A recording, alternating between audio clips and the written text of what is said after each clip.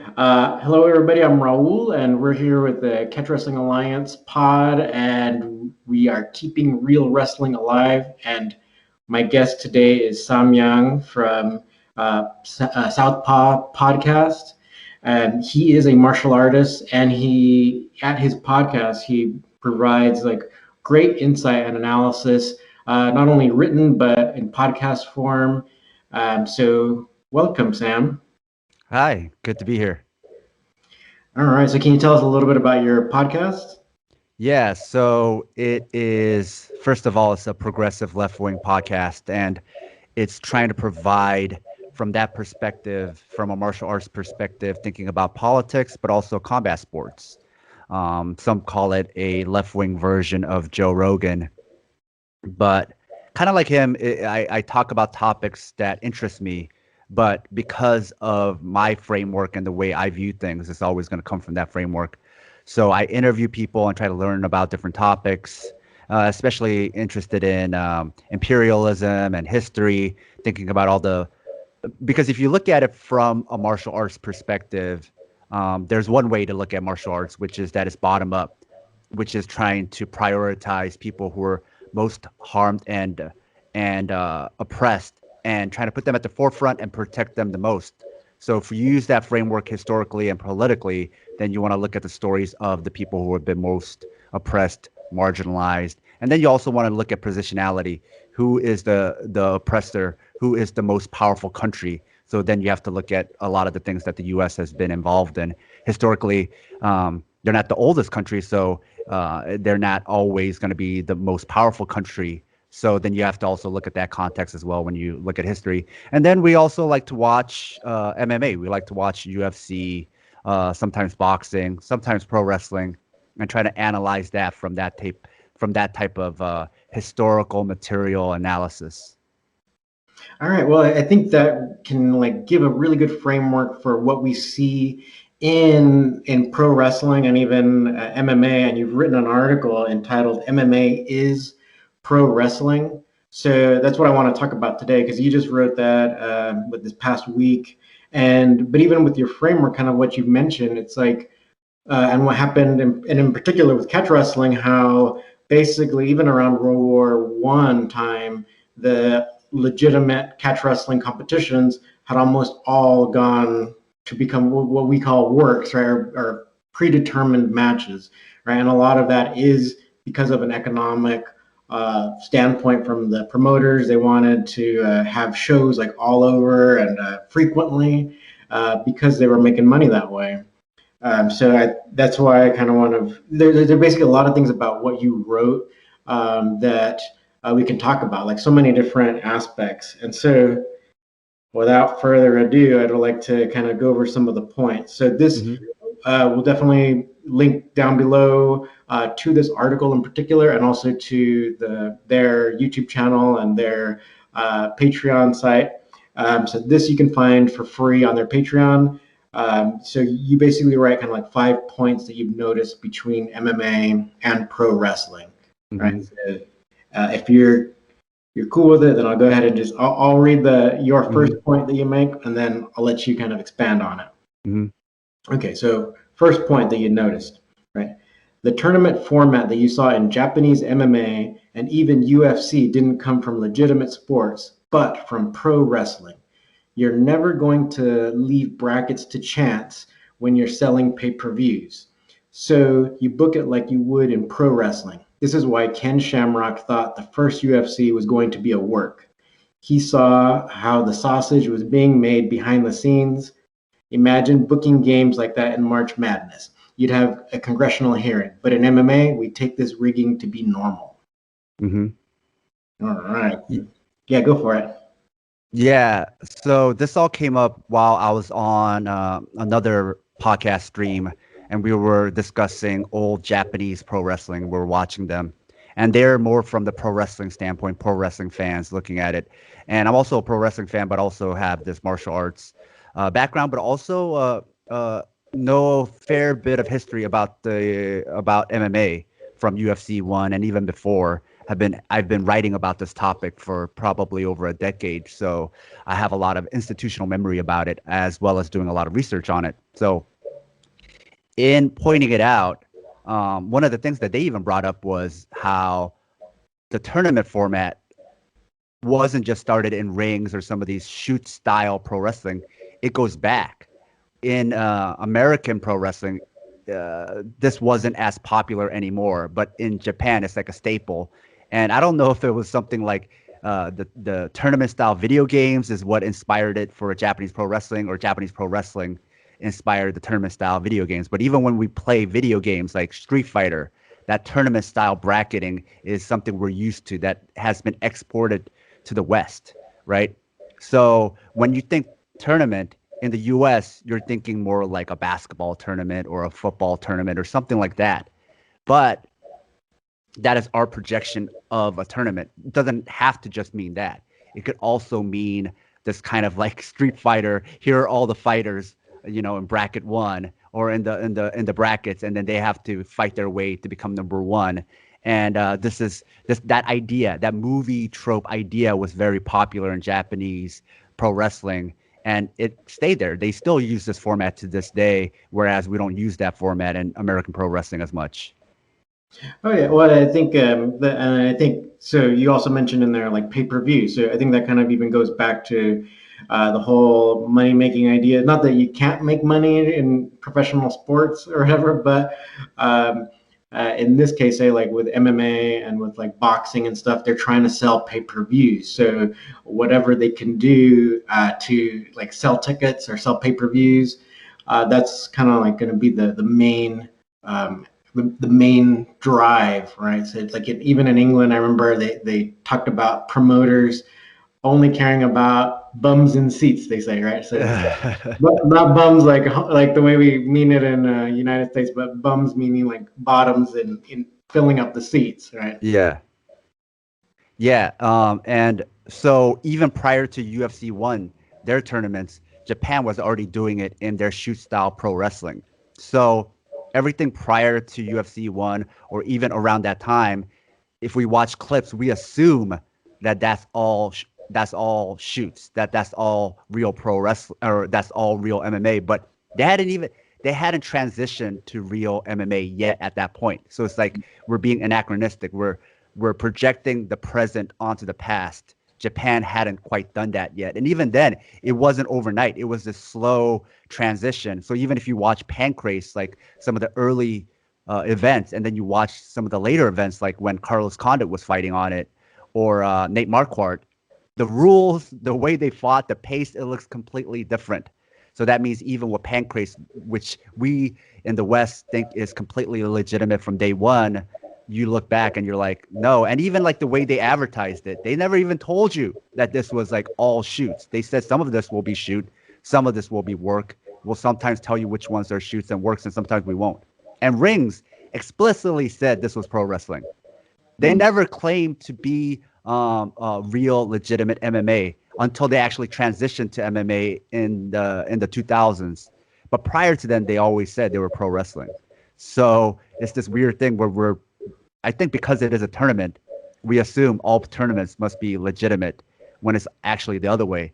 That the MMA got its tournament roots from something that was all works. And probably even if you go back far enough in pro wrestling, right, to its catch roots, then yeah, it was legitimate.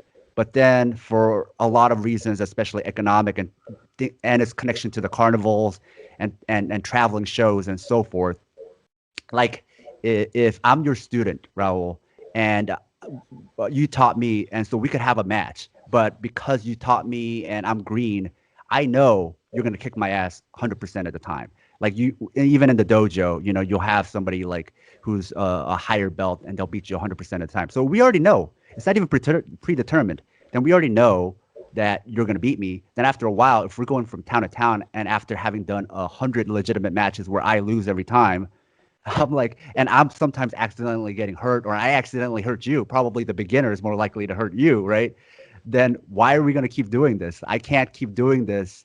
And I go balls out on you and almost accidentally hurt you when you're the name. So after a while, if we already know who's going to win, then why don't we just like choreograph it so then it doesn't look so shitty? Sometimes when it is like a beginner versus somebody very experienced, the match itself doesn't even look good to watch. So then you could orchestrate it, and you could see how then that could lead to more works. Mm-hmm. Oh yeah, yeah. And then, but yeah, that's kind of the thing because like I think I would like for people to understand like the difference because we live in this environment where it's like NFL and basketball are like much larger sports, but you think of it that way where it's like yeah they do have their tournament and then their championship and then it starts over the next year. But then in MMA then it's like you'll have a champion and then they remain champion. It's like it doesn't start over. It doesn't have that kind of legitimate sport type. Then so that would be like a legitimate type of tournament where even Yeah, like the Olympics, right, where it's like you'll have the gold medalists and then they got to fight back to get yeah, back to the same spot 4 years later. And so I want people to understand that's the difference between say like a legitimate sport tournament and one that's like trying to make money, trying to be entertaining, which it's great. It's all we all love watching it, but there's a little bit of manipulation with regards to the way some of it's being done in pro wrestling and MMA. yeah. Even in UFC 3, I believe, right? They purposely put Ken Shamrock and Hoist Gracie at opposite ends of the bracket so they would meet in the finals. Whereas, like, you can't put, like, let's say basketball, two of the most popular teams on opposite ends unless their rankings ranked them that way to not meet like that, right? But if it's supposed to be all randomized, you can't manipulate it like that. So then from that point, if you're already manipulating the brackets, then the whole thing is rigged, right? Like you could have them fight for real, but rig the order of their fights in a way where one person has like an easy path to to meet in the finals, and the other person the same deal. You know what I mean? Yeah, yeah, oh, totally, totally. All right, let's go ahead and get to your second point because that is your second point, right? So rankings in MMA. So this is what you wrote. Rankings Hmm. in MMA are also human doings rather than by automated value systems. It's booked. Consider how easily it would be to automate a system to do rankings in a closed system like UFC. Yeah. So for those unaware, UFC is currently in a antitrust lawsuit, and it's for a monopsony. Really, it's a monopoly, but they went for a lesser degree of monopoly because that's like easier to win in court. But so because it is a monopoly, it's a closed system. So think of it like Apple, right? Then Apple controls everything. So then within its own operating system, they could do whatever they want, and there's less left to chance. So then because they know all the variables, then it's very easy to automate things. So then in UFC, unlike boxing, where I could fight for one ABC title or another, or I fought a guy who's not in my WBO, they're in another different organization, then the rankings get much harder to do. Whereas in UFC, everybody's signed to long-term contracts. So then even if we took today's rankings as legitimate and then started from there and then did some kind of automated value system, which a lot of sports do, then you don't need a person to rank people. You could just have this value system, work it out arithmetically, right? And the reason why I think they don't do that is because they don't want legitimate rankings. And Bloody Elbow, actually, the MMA outlet, has been doing a really good job always asking, like, trying to dig into who are these people in charge of this? How do they come up with these rankings? And they can never get a clear answer, which seems to be that the UFC is purposely obfuscating it so that you don't know who these people are or how they're getting the rankings, so they determine the rankings the way they want to. And so then it's easy to like place people to have fights, the way you want to because you can rank them in certain ways. And even then, if the rankings don't work out the way they want it to because they're not updated quickly enough, they don't care. Then they'll put like number 5 versus number 15. Yeah, and then that's when you see a lot of the fighters like then start complaining, like, "Hey, how did this person just like jump up so high?" Or like, Yeah. yeah, you will see that over time. Yeah. So if it is supposed to be like this, brackets and rankings are very much overlapped in their logic of trying to be fair, right? Then you can't jump over people. There has to be like mandatory defenses against like the number one contender or number two or whatever. You have to have these clear lines. Whereas right now, it's is a la carte, it's chaos, it's whatever the UFC wants it to be. So instead of using their monopolistic power to make clear rankings, they use their monopolistic power to match up whoever they want. Then if you can match up, like if I could put the Lakers versus the Knicks in the finals, right? And they play a real game, it doesn't matter. Nobody will consider that legitimate. Whereas in MMA, and sometimes in boxing, we consider that legitimate just because we're so used to that kind of orchestration. Yeah, yeah, exactly. That's exactly right. And I think that's a great point. I think people don't realize kind of that's happening, right? And then it's just been happening for decades, or like about 100 years, all right. Yeah. So then it's just they take kind of like the fight game, whether it's wrestling or boxing, to just be that way, right? But Yeah. I think people are excited to just see people fighting, so they're like, "Oh yeah, I'd love to see this person fight against that person." So if they make it happen, then people are happy about it. But with regards to having like a legitimate sport where you have weight divisions and rankings and stuff like that, then it's not as legitimate of a match then, right? If they don't kind of like earn that spot. I mean, in WWE, the way they book the matches, just the same way as UFC books, like who's gonna fight who, right? In these smaller pay-per-views, right? They start with WrestleMania, like a year ahead, and then they figure out who are the two stars they're gonna meet in WrestleMania, and then from there they work out all the year shows so that those two people make it to WrestleMania, and then they have a match against each other. And that's very much how the UFC tries to do things, is to orchestrate it in a way where these are the people who are gonna legitimately fight in the main event, but how do we get them there? How do we orchestrate? You know, they don't have all these like they don't have SummerSlam, they don't have Survivor Series. So within our own variables, how do we make this happen, right? And then even with legitimacy of the actual fight, I'm reading this great book by historian Gerald Horn, and it's about the history of boxing. And one of the things he talked about was that there was when the fighters, the boxers are getting paid the least is when there's the highest likelihood for fight fixing. When the fighters are getting paid incredible amounts of money, then they don't want to fix the fight. They want to become a manager and get a cut of their salary, right? So then it's talking about the economics. Fight fixing becomes a part of the economics because even the fighter can't make that much money. If I'm only fighting for a couple $100, then yeah, I'm going to throw the fight because I'm going to get paid. You know, if I'm getting paid a couple hundred to fight for real, and I could get paid 5, 10,000, you know, like 80 years ago, if I throw the fight, then I'm going to throw the fight because if I'm fighting for this little anyway, I'm not a contender anyway, so I could take a couple losses like that, right? So, uh, I don't know. I can't say for sure. I have evidence that MMA fights are thrown or not. But if you're paying people that little, then again, the economics are going to open it up where then it makes it more. It makes it too tempting not to try to make money some other way. Yeah, yeah, that kind of goes into the whole career aspect too, where it's like, yeah, you can actually be like an MMA fighter for many years, but you might not necessarily be like at the Conor McGregor famous, but you can still be fighting consistently, but Yeah. you would only be making like a few thousand each time. So it's a difficult way, but I mean, it's something that it is done, right? Yeah. So if we're thinking about things as being economically determined, then you're putting a lot of incentives for why there would be fight fixing in combat sports.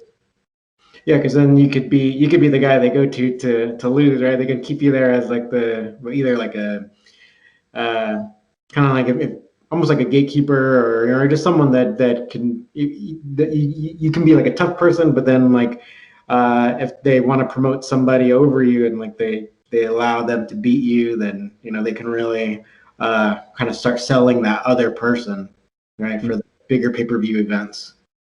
And the UFC doesn't even have to be involved. It could be just you and whoever, like people involved in the gambling world, which is its own world, right? And they could just Mhm. come in. And if you throughout the years of being on MMA message boards, there's been times where bookies have gotten mad and they'll post like some money moved in, like an incredible amount of money moved in on this like prelim fight or whatever, this like fight that doesn't matter, and then Mm. this guy, because sometimes like the biggest uh like disparities in odds are in the prelim fights, because once you get up, in the main events, your number two, according to their rankings, will fight number three. So it's much more competitive at the higher you go. You will see these mismatches lower in the cards. So then sometimes you'll see somebody who's like a plus 1,300 favorite, and you usually only ever see that in the prelims or something in the lower cards, especially like lower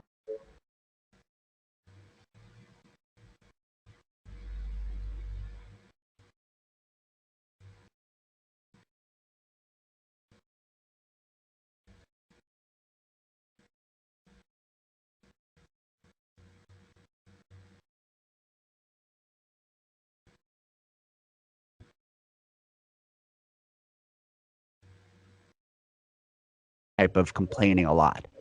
Mhm. All right, cool. Cool. Let's go ahead and go to your third point here. Um, Another interesting crossover from pro wrestling to MMA and submission grappling is our leg locks. This is an example of life imitating art. In pro wrestling, leg locks were popular because it's a move that didn't cover up the face like arm bars and allowed the person in the lock to face the camera and sell the move. Right? Since they mostly this is kind of a long paragraph, but I think we can probably people can probably get the gist if you want to keep on going. Yeah. Um, Yeah, well, actually, I might as well just read the the whole thing. So, this aesthetic carried over to Japanese MMA, where pro wrestlers fought MMA. Since they mostly knew leg locks for reasons I explained, leg locks became a signature. This inspired a lot of American grapplers to take up leg locks. This current craze blurs old shoot style matches further. You see this in how pro wrestling matches from Japan are often counted in official MMA records. Mm-hmm. Sorry, you cut out for a little bit. So what was the last thing you said? Oh, the leg lock craze inspired a lot of American grapplers to take up leg locks, and Mm-hmm. you see this in how pro wrestling matches from Japan are often counted in official MMA records. Yeah.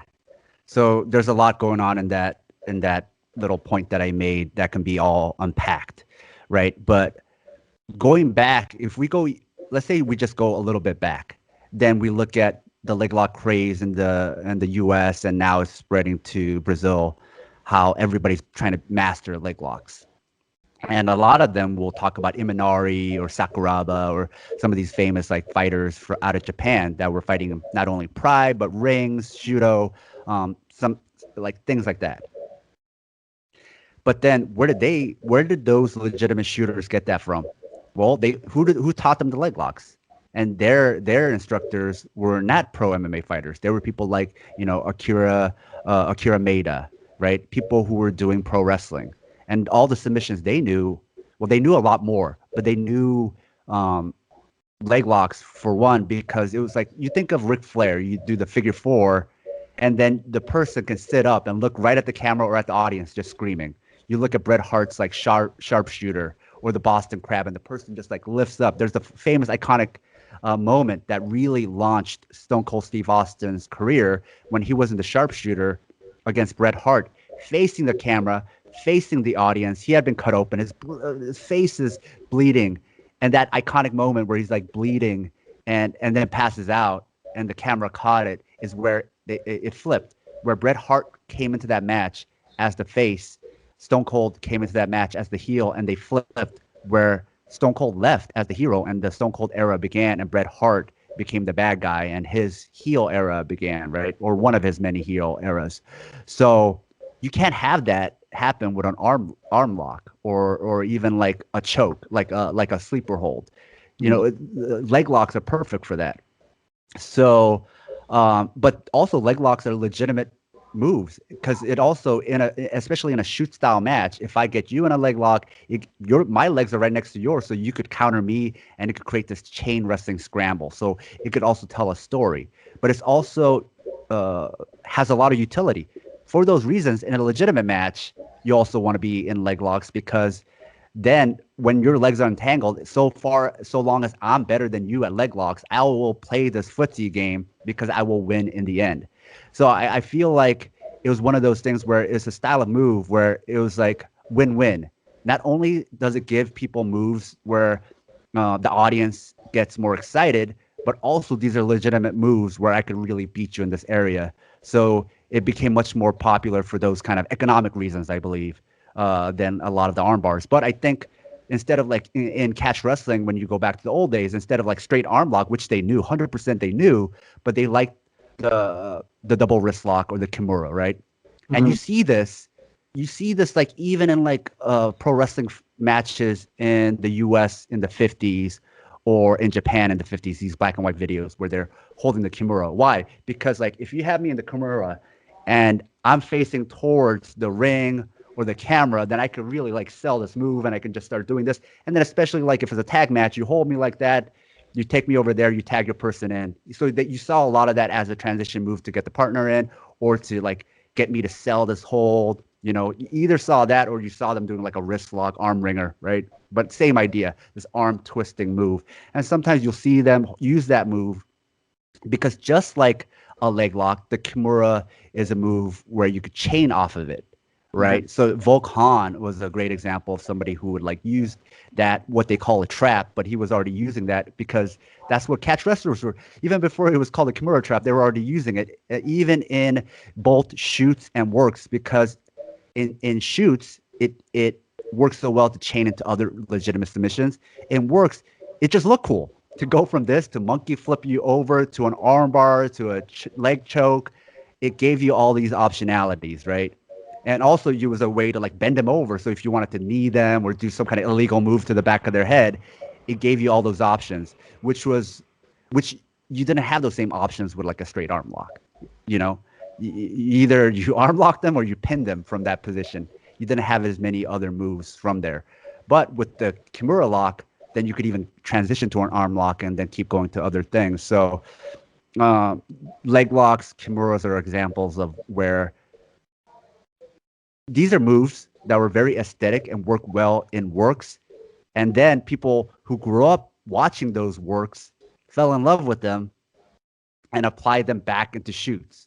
So it's like it started out as a shoot, went to a work, and came back to shoots. But the thing that people miss is they think the order is there were shoots and then I got it from shoots, and it's like no, there was a transition where it went from shoots to work. You actually in America got it from the works. The Mhm. people who were doing the works in Japan got it from the shoots. Does that make sense? So Oh, totally. they're closer to the reality, whereas in America they got it from the art.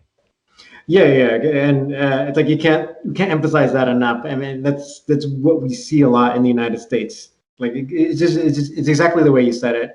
Where yeah, you see kids, or at least when I was growing up, you see kids imitating the American pro wrestling, right? And a lot of times they're upset when they find out, or if you happen to say that it was a work match, right? Then they're like, no man, because then it totally has like this cognitive dissonance that happens where it's like they grew up loving these people and believing in everything that was happening. So it's like it can be devastating, right, when they find out something else. Yeah, and which is a weird cultural thing because if you tell somebody in Japan who's a pro wrestling fan this was a work, they don't care. That's like cool. In a way, maybe they like that more because they appreciate the aesthetics, how well they sold the move. Whereas here, saying it's a work is a diss. So that's the other thing, right? Like Mm-hmm. even for American pro wrestling fans who are hardcore, calling something a work is not a diss. Whereas to regular casual fans who are not even MMA fans, but just to regular people, you tell them like Hulk Hogan was doing works and they get upset, right? Mm-hmm. To MMA fans, you tell them it's a work and it's like a diss. Mm-hmm. And so because of that, they think of it as something bad. Then they have to make up all this stuff to like you said, cognitive dissonance to create distance from that original story. And it's like, but that is the order of things. Like you know, grappling always goes back and forth from work to shoot to work to shoot, and that's just the history, and there's nothing wrong with that.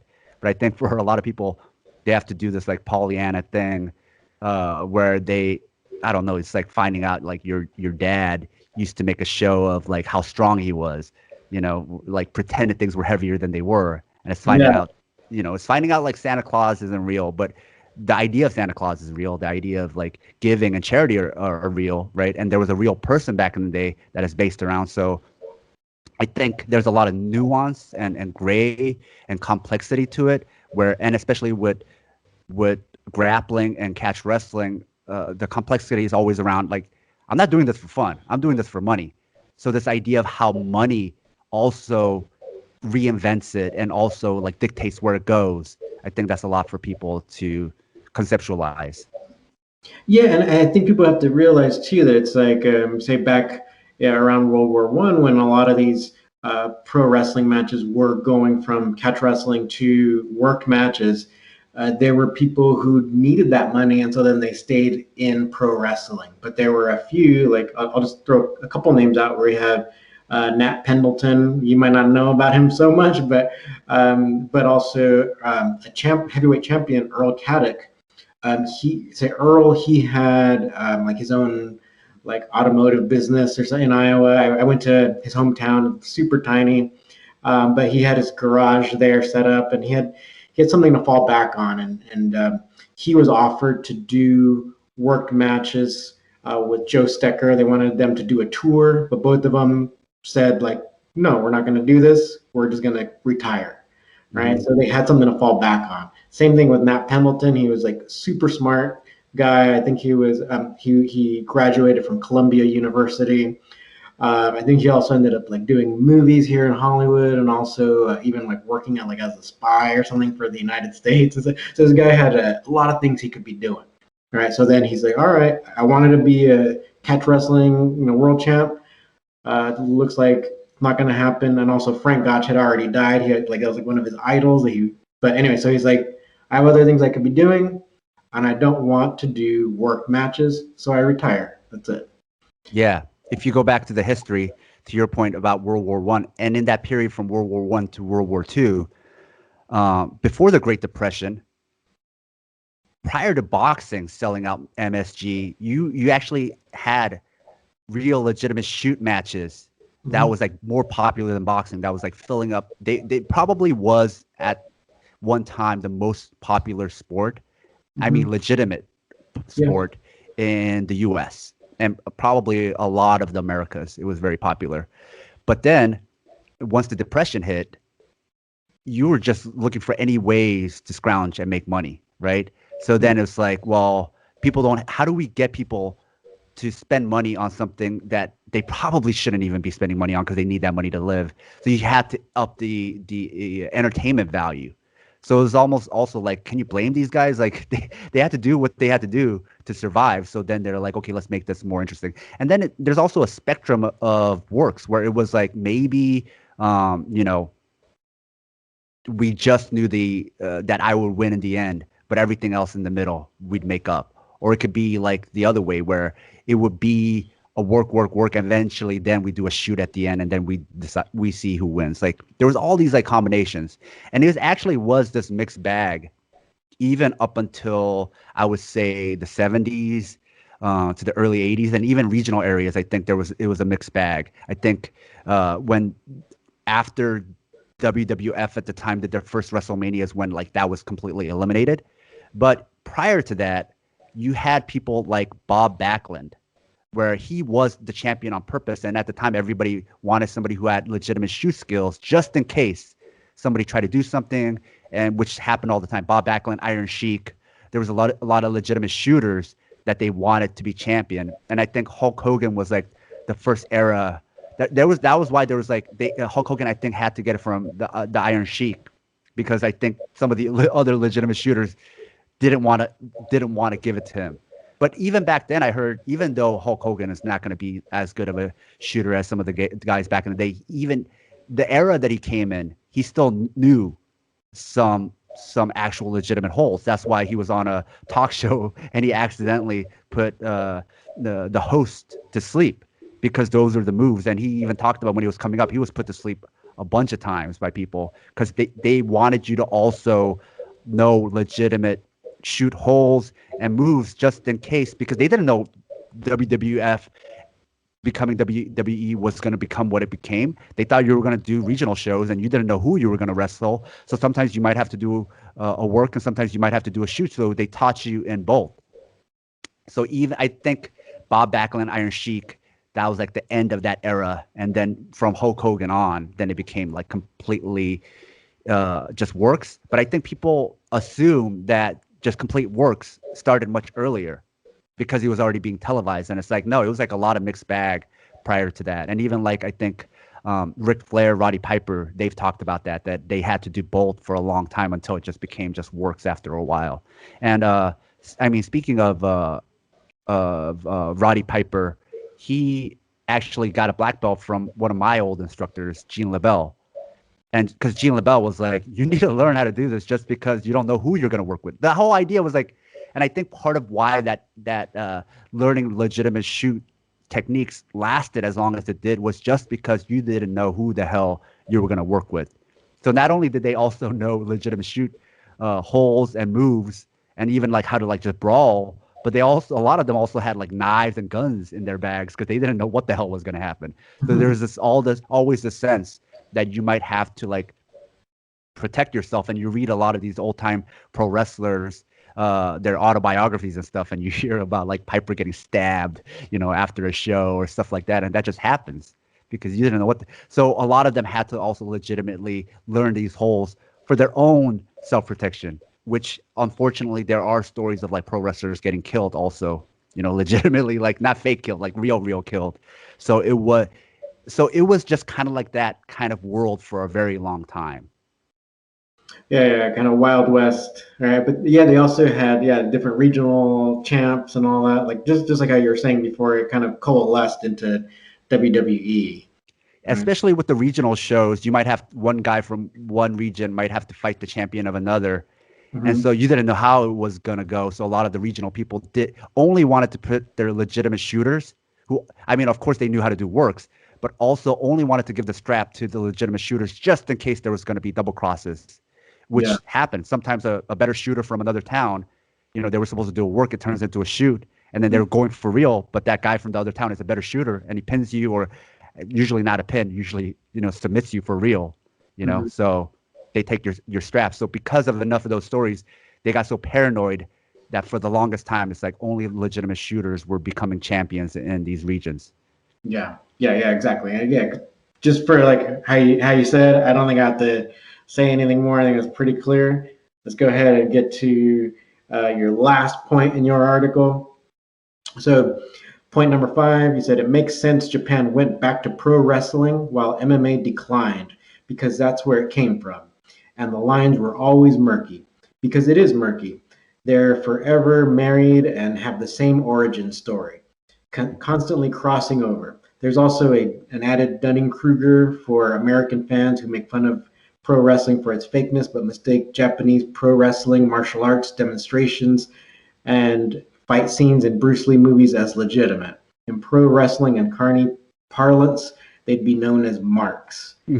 And we kind of talked about a bunch of these points already, but is there anything that you'd like to just kind of did make you think of, or go ahead and Yeah. expand?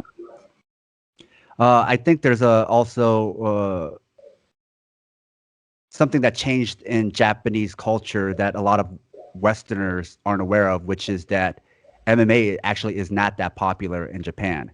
They still remember Pride.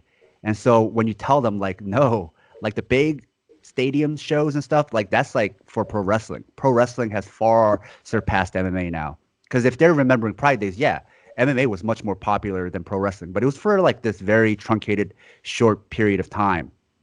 But a lot of those MMA fighters went off to do pro wrestling in Japan because that also paid more. And so going back to what I said about works, like in Japan, calling something a work or something being pro wrestling is not a bad thing. In fact, they prefer that to MMA. I know a lot of pro wrestling fans who don't want to watch any MMA because the violence is intentional. whereas they want to watch something where they don't feel like they still see themselves as a pacifist. Whatever violence or like injuries that happen is unintentional.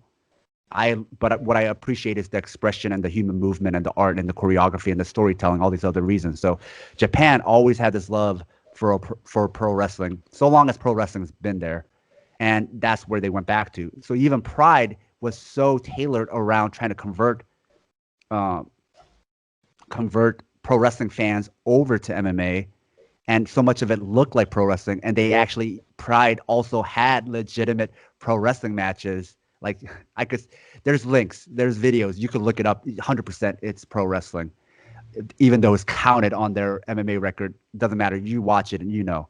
But anyway, so because it was always designed to look like pro wrestling, then it's bi-directional. Then of course from there it's easy to just go back because you never had to completely give up on your love of pro wrestling. So I think a lot of MMA fans don't know that pro wrestling is much more popular there. And also then in Japan, they don't see pro wrestling as being a bad thing. So they know Sakuraba uh, as a pro wrestler who also happens to do shoots. Whereas here, people only want to think about him as a shooter. They think about that about everybody. They assume, like all of our legends who would be too good to have fought or who to have done works in Japan. In Japan, they see them as like, oh yeah, yeah, yeah, they did some works too. That's cool. We like that, right? So I think that's like one thing that people miss here, and that goes to my thing about a mark. Is like the person who thinks they're too smart to fall for a work match are the ones who actually fall for it, and the ones who are trained to know what it looks like know which ones are works. Yeah, yeah, no, that's exactly right, and that's kind of what yeah. I'd like to like even expand on that even a little bit more because like so one of my good friends Osamu Matsunami who runs Riley's Gym Kyoto, so he told me that he got into catch wrestling. He's one of the persons who's been training in catch wrestling like the longest with legitimate coaches, and he even went back and forth between Japan and Wigan, England, for over 20 years, even before I met him. So anyway, he was a big pro wrestling fan, and so that's what made him want to do pro wrestling. And then he eventually figured out like the whole catch wrestling aspect of it, and then that's when he was going back and forth to Wigan. But there's even like he even mentioned like he thought it was called Lancashire wrestling. Yeah. So it's like there was like this mixing. Uh, of like the whole catch wrestling aspect with the pro aspect also, just like how you're talking about MMA and pro wrestling. So the lines are so blurred that like even you'll have people like Osamu mixing up these two things, right?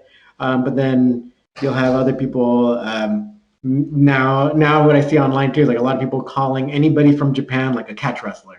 So Mm-hmm. it's like no, there's even some people who do judo and Yeah, they always forget about judo. They could have learned submissions from judo also.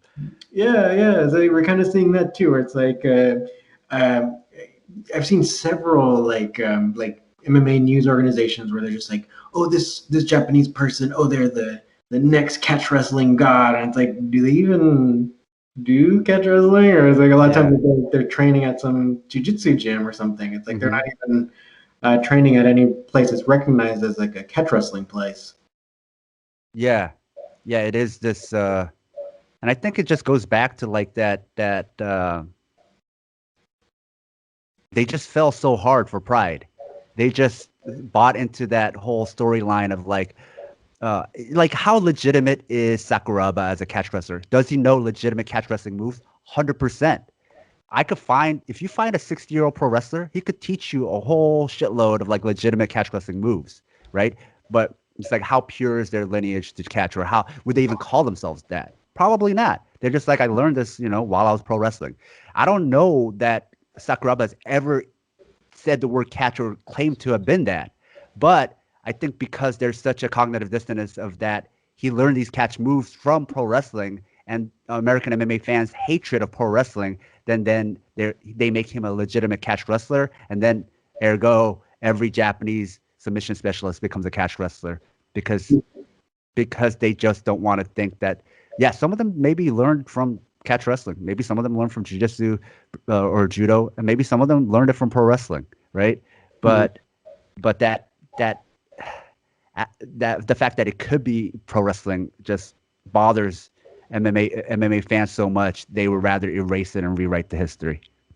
Yeah, no, that's exactly right. And it kind of reminds me what you're talking about. Like some of these big shows in Japan, like every year they have the New Year's Eve like extravaganza, and there was one where like as MMA was fading, it was a mixed event where it's like yeah, Mm-hmm. some MMA matches, some pro wrestling matches, and I remember seeing on Twitter a bunch of the U.S. MMA fighters, and they were tweeting during the pro wrestling match. They're like, "Oh, this is a disgrace. You shouldn't mix pro with MMA." And but yeah, like how you were talking about, it's like the lines are actually more blurred than they realize, and like in order how you mentioned about Sakuraba, it's like in a way to kind of soothe that dissonance, right? They like all of a sudden Sakuraba has to go from pro wrestler to catch wrestler to kind of make it feel okay in themselves, right? Like in their mind, like to make it okay. Yeah, a great prior to Sakuraba was Kimura himself. He was a judoka, legitimate judoka, but the move that's named after him, the Kimura, he didn't learn that from judo. He learned that from pro wrestling. And Kimura doesn't have. You could say he has catch lineage so far as like pro wrestling in general has catch lineage, but that move he learned while he was pro wrestling. He wasn't as some catch wrestling legit like where they only do shoot fights. You know, he Mm-hmm. learned it from pro wrestling, and so that's the move that he used um, Brazil, and that's what's named after. But because they can't, for whatever reasons, for all the reasons that we've already explained, they don't want to give credit to pro wrestling. So they're like, oh, he was a judoka who also knew some catch wrestling, right? But Mm-hmm. then, like, what? Then his matches with Ricky Dozan or like all the pro wrestling matches he did, those were all legitimate shoots, you know? It's like now that we have internet, you can, it's like hard to bullshit like that now. Mm-hmm. Yeah, that brings me to another point that I think you've mentioned in the past. So I've known you for a little while, and so that's nice background. Hmm. Just like anyway, one thing is that like um, now you mentioned in the past where it's like it's somewhat easy to claim some catch wrestling lineage, right? Where like say maybe in Brazilian Jiu Jitsu nowadays, it's kind of like you know who you learn from and all that, but catch wrestling is very fuzzy. So that's why you're gonna have all these kinds of people like. And I feel like it's increased recently, or it's like you have all Hmm. these kinds of people saying like, "Oh, I'm a catch wrestler." And it's like, Yeah.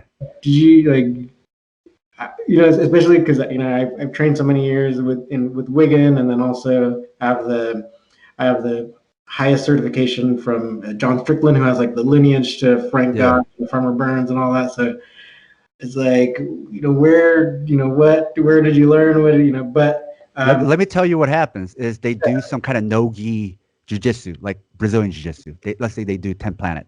They have a mhm, falling out. They're pretty good, but they have a mhm, falling out. Now they have no affiliation. Then they call themselves catch wrestling because they're no longer part of like some no-gi jiu-jitsu system. That's what I've seen the most often.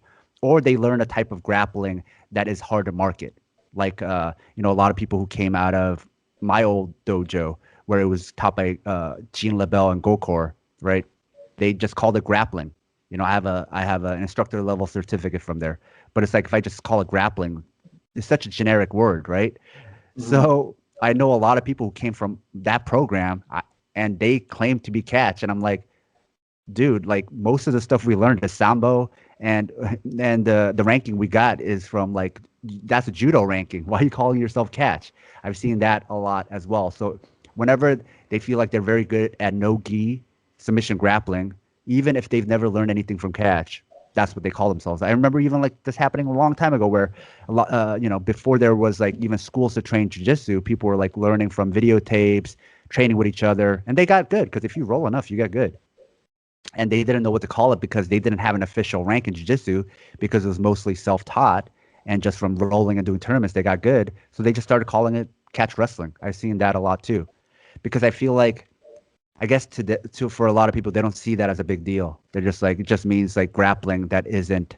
That's how they take it, right? It's like grappling. That's not jujitsu. I'll just call it catch, right? Yeah. But for you, you're saying it's not. You can't. The void of that doesn't make it this, right? Yeah. Like not eating. Like I'm making food just because it's not Mexican food doesn't make it automatically Chinese food. You know what I Yeah. mean? Yeah, yeah, exactly. I think that's a great way to put it. Where it's like there's different, they're actual different cuisines, right? And Mexican food and Chinese food are both recognized cuisines by what the UN, right? It's like Yeah. they're so individual or they're so unique that they're recognized like cultural heritages, right? Yeah. So yeah, so yeah, like kind of what we're talking about. It's like, yeah, it's like the whole thing about pro wrestling and then how everything kind of just like how these pro matches when they used to be catch wrestling matches and then it kind of got blurred and then eventually now it's all works and so that ultimately just blurred the whole line. And then nowadays we're having people, well, I guess for lack of a better term, right? They're just calling themselves catch wrestlers, Well, they're right? doing works again, right? It's back to that. They're working an angle. They're not Mhm. real catch wrestlers. To your point, they're just somebody who took on that name for marketing reasons, right? This goes back to like the whole Carney aspect of it. And Yeah, they're more pro wrestler than they are catch wrestler, right? Because they're just doing it for marketing reasons. yeah. Yeah, and actually, I do like 10th Planet a lot. Uh I huh. rolled a lot. I like their attitude with regards to like they'll be okay with whatever you do. And, I went in there doing a lot of catch wrestling moves, and they were totally fine, with all that. And so I don't want to say anything like I don't want like yeah, like how you're saying, where maybe like someone who's maybe who left 10th Planet and then now they're calling themselves catch wrestlers. Yeah. Well, I mean, like by trademark, like what can they call themselves also, right? Mm-hmm. Like Yeah. if you're no longer part of the IBJJF, let's say, if you're Mm-hmm. no longer part of these organizing bodies, like trademark wise legally, like you can't call yourself those things. Mm-hmm. Doesn't mean you should call yourself catch, but there's nobody who will sue you if you call yourself catch either. Whereas with those other things, they can. So this has nothing to do with 10 Planet. I'm talking more about intellectual property, right? These are all trademark terms. So Mm-hmm. once you leave that and they said you can't call yourself that unless you're part of our affiliation or lineage or whatever, right? Then what do you call yourself?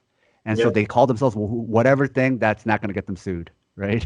Yep. Exactly. And yeah, that's another great point where it's like, yeah, catch wrestling now is like it's its own term, so it's like it's not like anybody owns it and nobody should own it. So Yeah. hopefully, I'm not giving anybody ideas to try to copyright it. Hopefully, no one's trying to do that. But yeah, no, it's exactly right. It's pretty safe, and I think it's well known enough of a term that it can maybe give someone maybe some kind of sense of legitimacy. But I'd prefer that if it wasn't happening. Yeah, I mean, you saw this a long time ago, back in the 70s and 80s, like before there was internet. People like would make up their own martial art. They would say I made up, but because people were so unaware of what martial arts were out there, they might make up some like version of karate or kung fu, Mhm. which they just made up, but create a, people just take them on at their word for it because they didn't know any better, right? So I Yeah. think same thing with catch wrestling is like, even if you create that for yourself, there's no database for them to check. They don't know. They just take it at face value. And Yeah. if you all actually know some stuff, even if it's like you said, it's different cuisines. Like you could be legitimately tough, but you might not be legitimately tough in a catch way. You might be legitimately tough in a jujitsu way. But Mhm. because you're tapping me and you're better than me and you call yourself catch, then I just go with it, right? Me as a potential student, I mean. Yeah. Yeah. Totally. Like, if from a Marx point of view, right? Since you mentioned that too, where it's like you have all these people putting stuff online, or like the different videos and stuff, and then someone who doesn't know the difference, and the term I would say is a mark, right?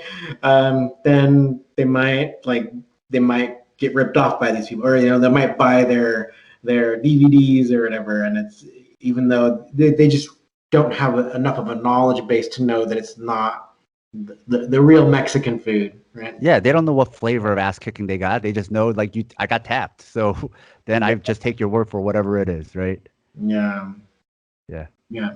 That's one of the things we're kind of dealing with, and then that's the thing too. Then say if someone invested so much from someone who's just calling themselves catch wrestling, and then they also have that cognitive dissonance later when you see like say for the longest time Roy Wood, who's like the successor of the one of the most famous catch wrestling coaches, so back in Wigan. So when he wasn't teaching catch wrestling, he pretty much just focused on freestyle because the real catch wrestling matches just weren't happening, right? But Yeah. he still stayed in a real form of wrestling. But he decided that he wanted to teach catch wrestling again to kind of pass it on before he got too old. Yeah. But then that even created some cognitive dissonance for some people who had been so invested in these more kind of maybe pro wrestling people or people who were just taking on the name catch wrestling.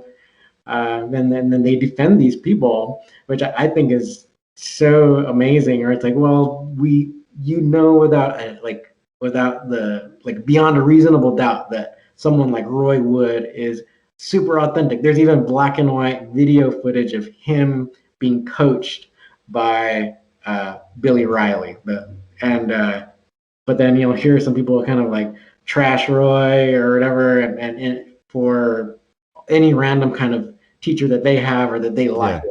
which I think is so weird. I mean, going back to like, so the way I frame my podcast, right? Everything is like from political economy. So even like that type of stuff that you're describing, like I could see how if you have a monetary vested interest to do that, then people will do that. They might not know that they're being compelled, and to some degree, there is like your own choice to do that or not. But it becomes very tempting then at that point if it makes financial sense for me to shit on this while promoting myself, then a lot of people will do that. Like economics will determine a lot of behavior, right? So um, that's why, like for me, looking at martial arts or combat sports, all of this, how can I not look at it from this political economic like framework because it explains so much. All the stuff where it's like I don't get it. You get so much, and then they get stuck on a point where they're like, I don't get it. Yeah, that part that you don't get, that's political economy. That's the thing that finally connects all the rest of the dots, right? So I'm not saying this is moral. It's more of like this I guess like this like hustle and grind. Like everybody has to be like ultra entrepreneur and start their own business and make bazillions of dollars. People then will do whatever it takes, and that means like talking shit to other people about stuff online that they have you know no right talking about. Yeah, no, that's exactly right. Um, it's been about an hour, so I think we'll go ahead and try to end it about now. So if you could please just kind of let everyone know like where to find you or what your website is, and we'll also have links down in the description below. But if there's anything in particular, like even with your personal social media, but then also your podcast social media, if you can let people know how to find you. Yeah. So you can find me on Twitter, stuff from Sam. Um, you can find more information about the podcast at southpawpod.com. If you're interested in what we do, because like when I say we, I'm mostly running it, but there's other people helping out, and also we're involved in helping out a lot of other organizations, right? So if you can consider supporting us on Patreon, because not only support me, but it'll also help support some of our other writers and also help us support other groups that need more attention and some more uplifting. And as far as social media, you could find us online at Southpaw Pod. So you look that up for Facebook, Instagram, Twitter, and it's all the same handle. All right, awesome. All right, so well, thank you for giving me all this time. You're very generous. Thank you very much. All right. Thank you for having me, Raul. All right, so we'll talk to you soon, hopefully. Okay. Bye bye. Bye.